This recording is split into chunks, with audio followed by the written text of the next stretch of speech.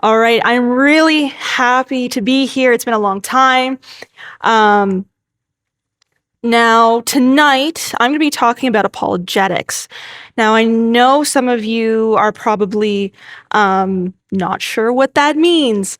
Tonight, I'm going to be explaining that. Some of you here tonight may not be Christian. Some of you may be young Christians. Some of you may have been here longer than I've been alive as Christians.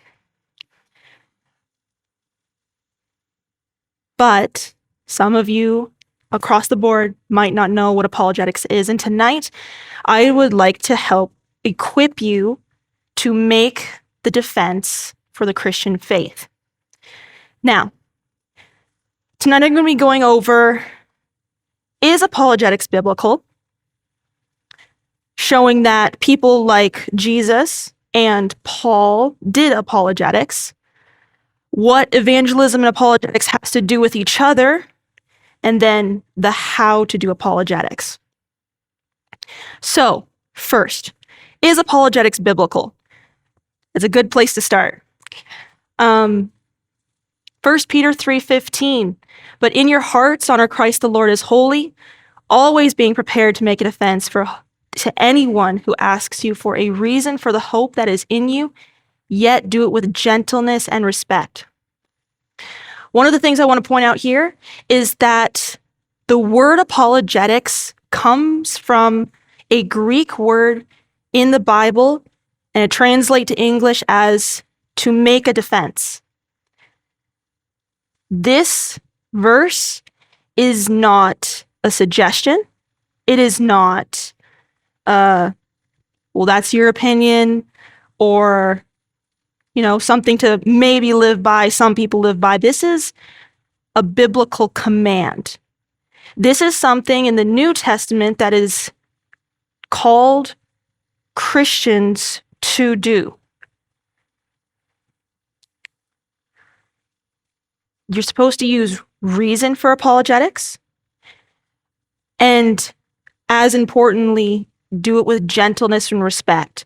I know some people who have heard apologists speak hear them with aggression and wanting to cause divisiveness. That is not apologetics. The biblical apologetics is doing it with gentleness and respect. What I want to show you is that Jesus did apologetics. But when the Pharisees heard this, they said, "It is only by Beelzebul, the prince of demons, that this fellow drives out demons." Jesus knew their thoughts and said to them, "Every kingdom divided against itself will be ruined, and every city or household divided against itself will not stand. If Satan drives out Satan, he is divided against himself. How then can his kingdom stand?" Matthew 12:24-26. Now, I want to point out this is a method in which Jesus does apologetics. First, a false statement is made against Jesus. The Pharisees have already made a false claim about Jesus and his ministry, and so Jesus makes a defense. He's not divisive, he's not looking for a fight, but he understands that this claim that they've made towards him is untrue. And then he asks them a question. He didn't make the claim, he didn't make the statement, but he has shown them that their claim, their false claim, doesn't make sense. It falls in on itself. Says, if Satan drives out Satan, he is divided against himself. It doesn't make sense. Jesus also does this very important thing. He doubts the doubts.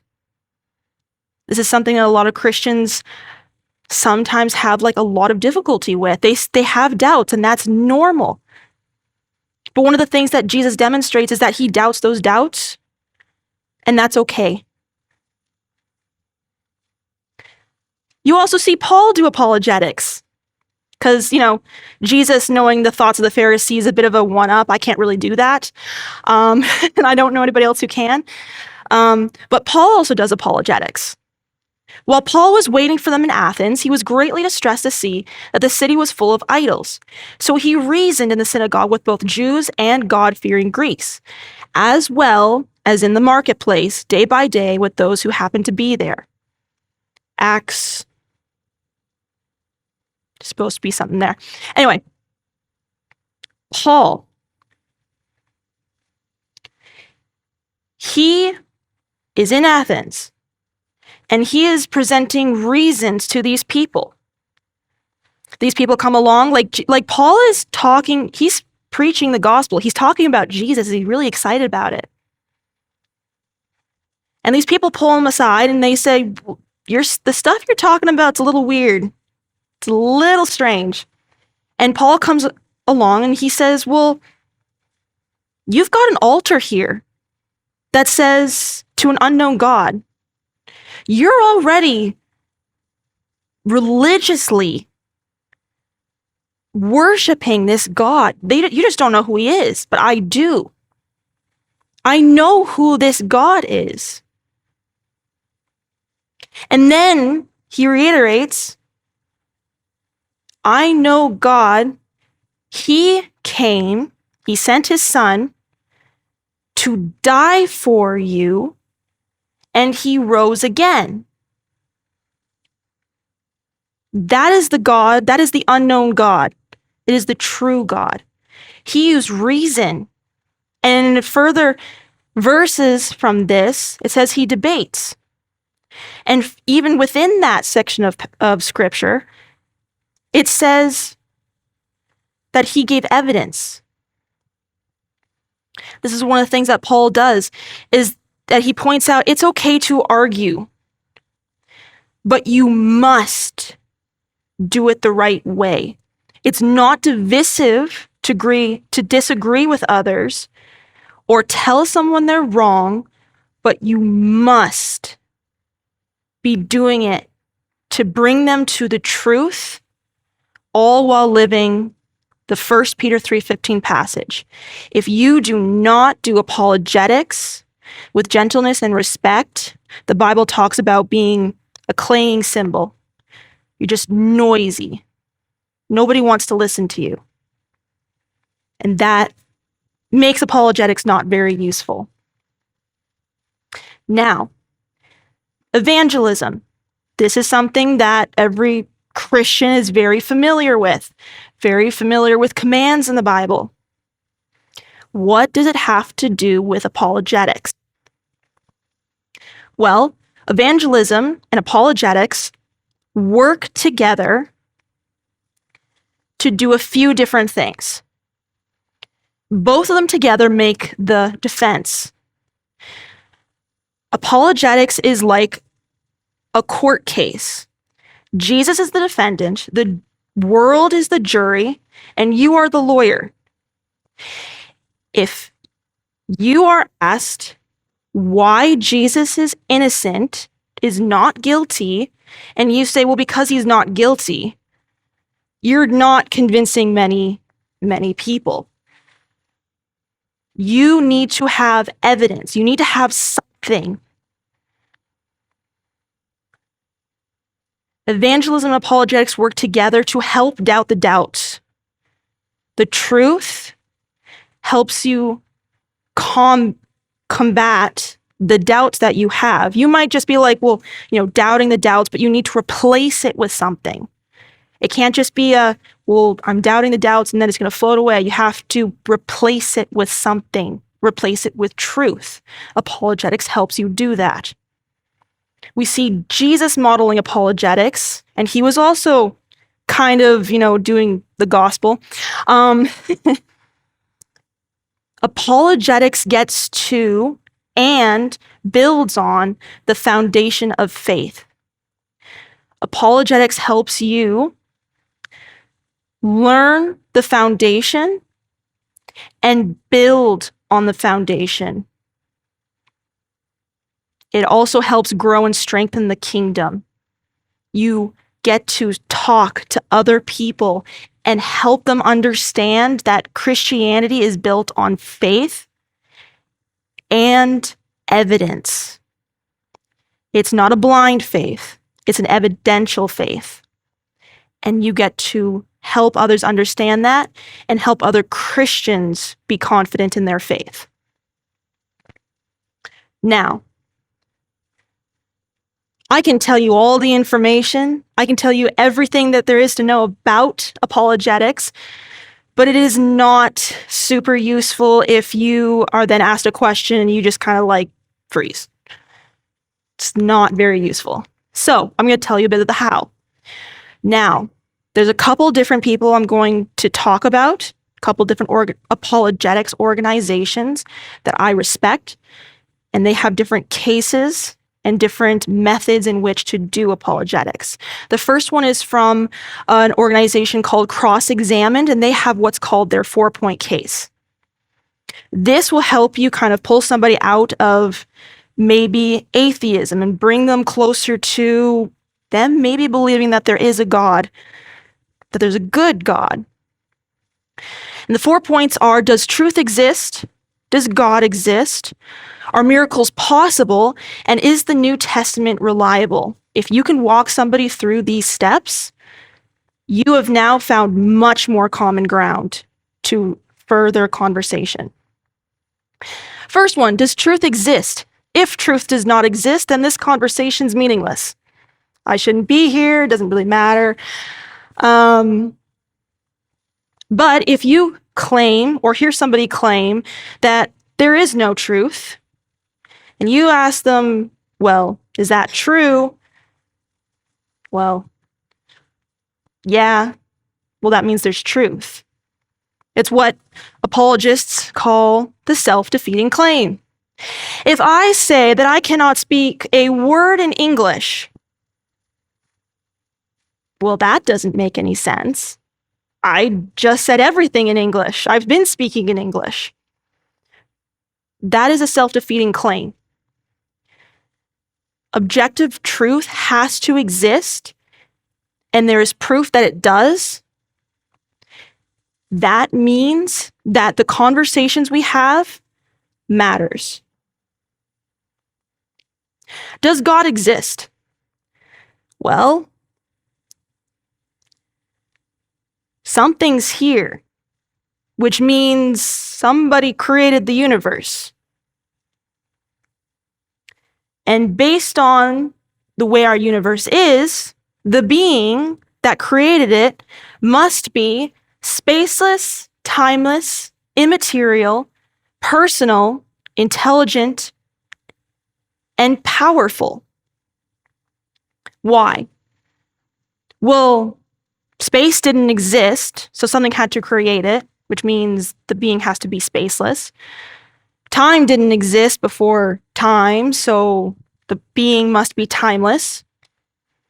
Same with immaterial. There wasn't always material. There wasn't always stuff. Void doesn't count. Personal.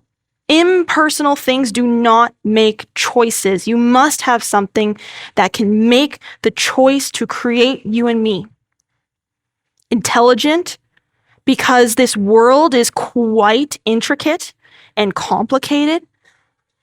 And powerful, because I don't know a non-powerful being that can create universes.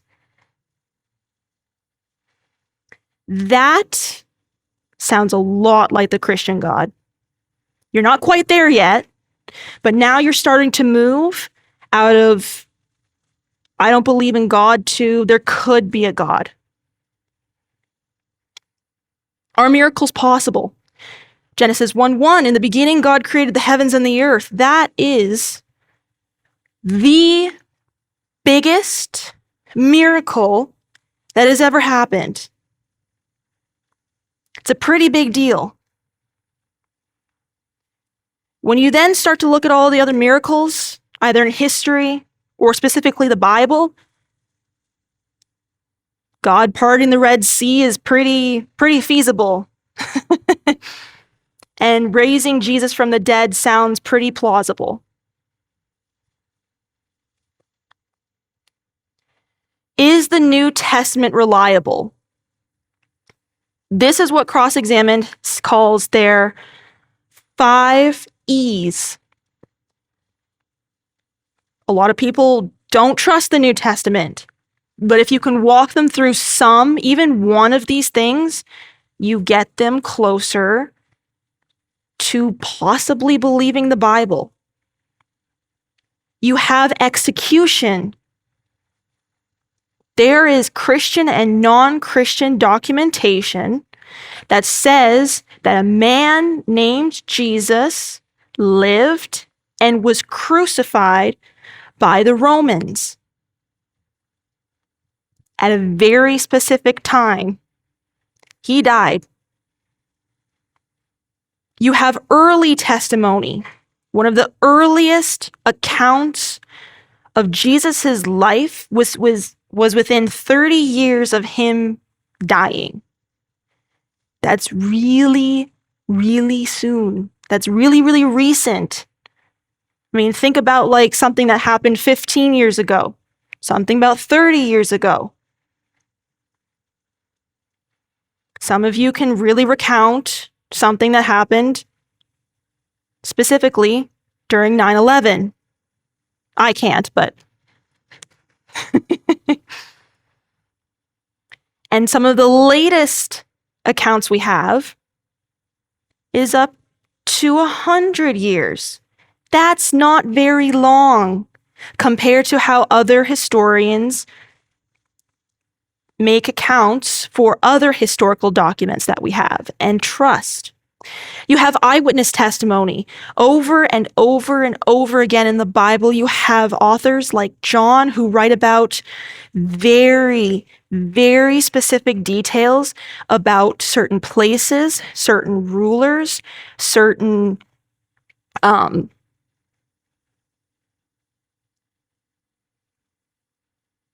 like customs. You do not have these things unless you were there.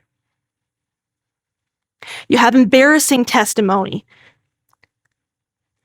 Who were the first people that talked about Jesus rising from the dead? It was the women. That is socially unacceptable at the time. You do not have the women go. You have the men at the time. The men are not writing that the women did the good work. If it was made up, they write that they did it. You also have accounts where, Peter denied Jesus. You don't write that about yourself. Don't write that you denied your Lord and Savior once, then twice, then 3. That's a lot of times, man. Like, that's embarrassing. You also have excruciating testimony.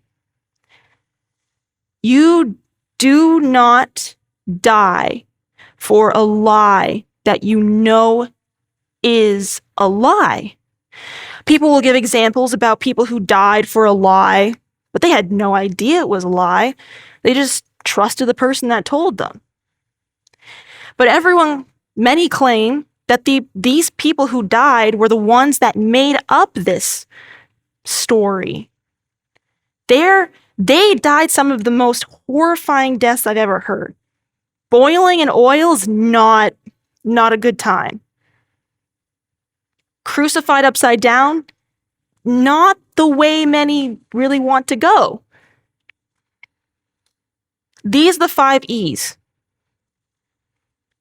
If you can talk someone through even one of these things, one of these 4 points, even just one of these 5 E's for the reliability of the New Testament, you have some really good common ground to talk about Jesus.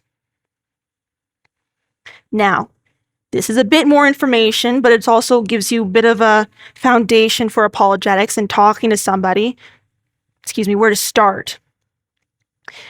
But now I'm going to show you something that's even more practical for more day-to-day conversation. And that's from Greg Koukle's book, Tactics. He is a very well-known man with Stand to Reason, and he uses what's called the Columbo tactic. Now, I'm going to use an example of a conversation, and then I'm going to go through these questions so you can kind of get an idea of how this like a natural conversation can go. Because this is what the Columbo tactic is for. If someone makes a statement that is untrue, or just, you want to figure out what they really believe, this is very friendly. It's also very curious because you want to know what these people believe. You're not trying to be combative, but you're also relieving a lot of the pressure off of you. So somebody says, I don't believe in God. What do you mean by that? What do you mean by God? And they respond with, well, I don't believe in the flying spaghetti monster. Or I don't believe in a God that hates everybody. Cool. I don't believe that either. I'm glad we're on the same page here.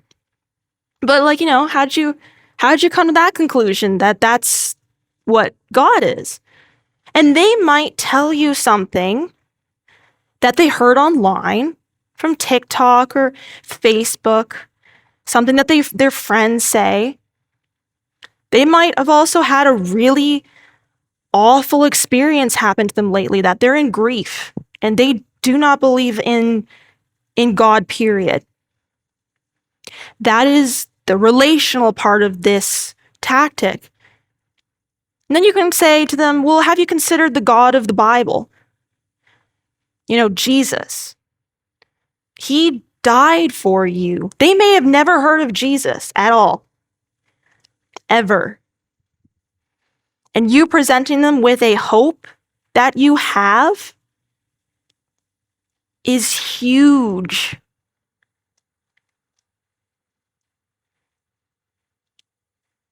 This, again, is a really easy way to just have conversations.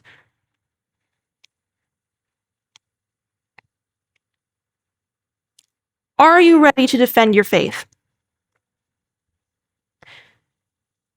You do not need to have all of the answers. It is okay to say that you don't know. I will find out and get back to you.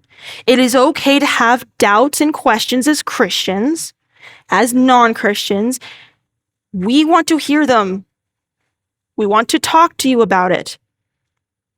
Thomas, when he came to Jesus and said, I need to touch the holes in your hands, touch the holes in your sides, I need to see you. Jesus did not scold him. He praised him for coming and looking for evidence. It is okay to have questions. But when the world comes to you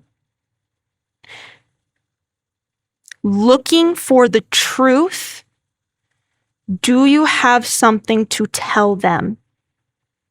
And so they can walk away having what Greg Koukle calls a pebble in your shoe, that they have to think about it all the time. They have to get that pebble out of their shoe. They can't leave it there. It's really annoying.